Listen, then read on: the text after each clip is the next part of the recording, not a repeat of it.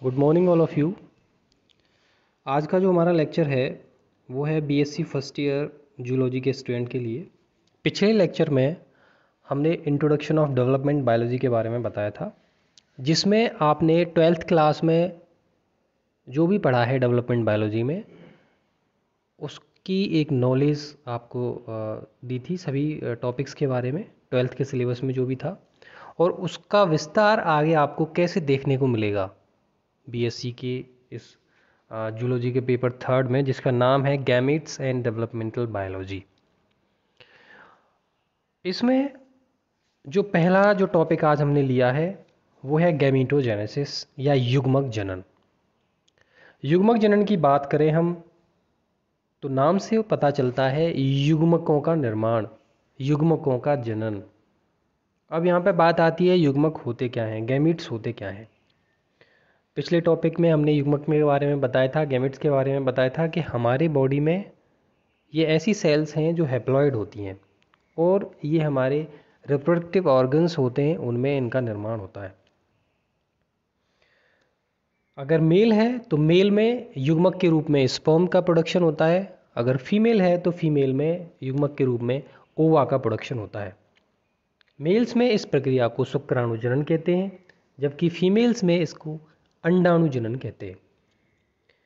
Site of gametogenesis दोनों में, male and female में डिफरेंट होती हैं, क्योंकि दोनों में रिप्रोडक्टिव ऑर्गन डिफरेंट टाइप के होते हैं। यहाँ पे हमारा जो टॉपिक है वो है स्पर्मेटोजेनेसिस या शुक्राणु जनन।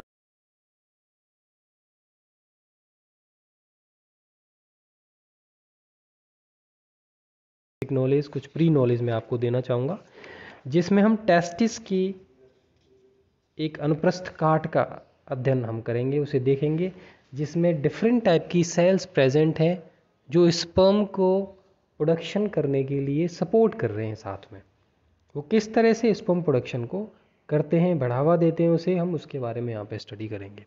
तो आज हमारा टॉपिक है स्पर्मेटोजेनेसिस, शुक्राणु जनन।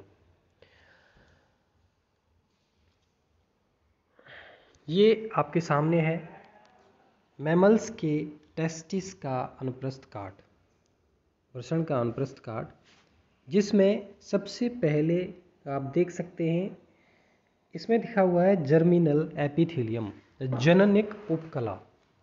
जर्मिनल एपिथेलियम, जननिक उपकला की कोशिकाएं डिप्लॉयड होती हैं तथा ये समसूत्री विभाजन के द्वारा लगातार विभाजित होती रहती हैं तथा इनके विभाजन से एक दुगुणित कोशिका का निर्माण होता है, जिन्हें हम कहते हैं स्पर्मेटोगोनिया, और हिंदी में उनको कहेंगे शुक्राणु मात्र कोशिकाएं।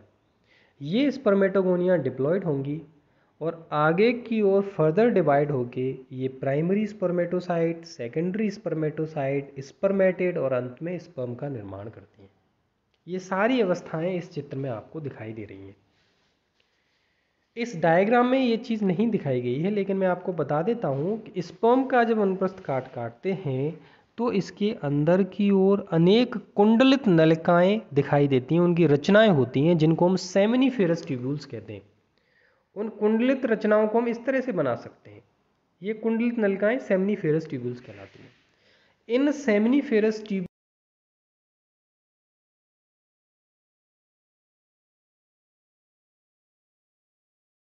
कोशिकाओं को सर्टोली सेल्स कहते हैं। ये कोशिकाएं सर्टोली सेल्स जो होती हैं वो शुक्राणुओं को न्यूट्रिटिव मीडियम प्रोवाइड कराने का काम करती हैं, पोषक पदार्थ प्रदान करती हैं। तो ये जो सर्टोली सेल्स होंगी वो शुक्राणुओं को पोषण प्राप्त करेंगी, पोषण देंगी, जिससे कि शुक्राणुओं की वृद्धि आसानी से हो सके। इन्हीं सर्टोली सेल्स के साथ में लीडिंग सेल्स भी इसमें जगह जगह पे पाई जाती हैं। ये जो लीडिंग सेल्स होती हैं वो टेस्टोस्टेरोन का सिक्रेशन करने का काम करती हैं। ये टेस्टोस्टेरोन मेल रिप्रोडक्टिव हार्मोन होता है, जो कि मेल्स में सेकेंडरी सेक्सुअल कैरेक्टर्स, द्वितीयक लैंगिक लक्षणों को उत्पन्न करने के लिए रिस्पॉन्सिबल होता है। इस तरह से इस टेस्टिस के वृषण के अनुप्रस्थ काट में आप आसानी से देख सकते हो कि आपको स्पर्म की विभिन्न वृद्धि प्रावस्थाएं आपको बहुत ही स्पष्ट दिखाई दे रही हैं। इन सारी अवस्थाओं को एक फ्लो डायग्राम के थ्रू समझाएं तो हमें पूरा जो शुक्राणु जनन का जो पूरी प्रक्रिया है उसे आसानी से समझ सकेंगे। तो अगली स्लाइड में मैं आपको इसके बारे में बताने जा रहा हूँ। ये आप देख सकते हैं यहाँ पे पूरी जो प्रक्रिया है शुक्राणु जनन की, उसमें अभी हमने देखा था जो स्पर्मेटोगोनियम बन रहे हैं वो 2n होंगे, डिप्लॉइड होंगे, जिनका निर्माण जर्मिनल एपिथेलियम से होता है। ये स्पर्मेटोगोनिया लगातार समसूत्री विभाजन से विभाजित होकर अपनी संख्या को बढ़ा लेते हैं और इनको जो नाम दिया जाता है उन्हें कहते हैं प्राइमरी स्पर्मेटोसाइट। ये प्राइमरी स्पर्मेटोसाइट द्विगुणित होंगे। ये द्विगुणित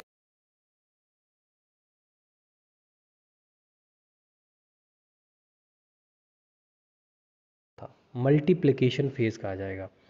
गुणन प्रावस्था में प्राइमरी स्पर्मेटोसाइट का निर्माण होगा। ये प्राइमरी स्पर्मेटोसाइट आगे जाके विभाजन के लिए अपने आप को तैयार करते हैं तथा ये अपने आकार में वृद्धि कर लेते हैं। तब वृद्धि करके ये सेकेंडरी स्पर्मेटोसाइट का निर्माण करते हैं। सेकेंडरी स्पर्मेटोसाइट आकार में प्राइमरी स्पर्मेटोसाइट से बड़ा होता है तथा ग्रोथ फेज में ये अपने आप को विभाजन के लिए कंप्लीटली तैयार कर लेता है।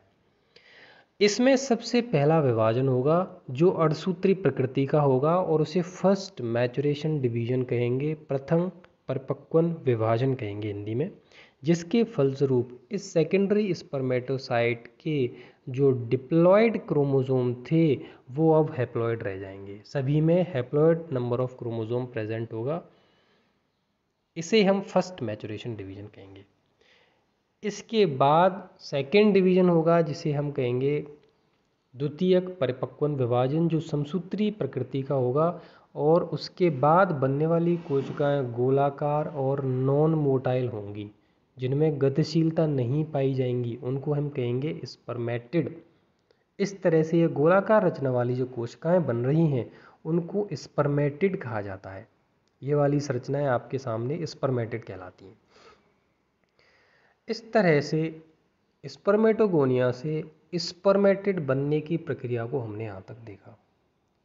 स्पर्मेटोजेनेसिस का जो अंतिम उद्देश्य ये होता है कि इस तरह के युग्मक बनाए जाएं जो गतिशील हों, संख्या में अधिक हों, उनका भार कम हो। इसके लिए स्पर्मेटिड से स्पर्म बनने की जो प्रक्रिया है उसे स्पर्मियोजेनेसिस कहते हैं। वो जो पूरी प्रक्रिया है उसे क्या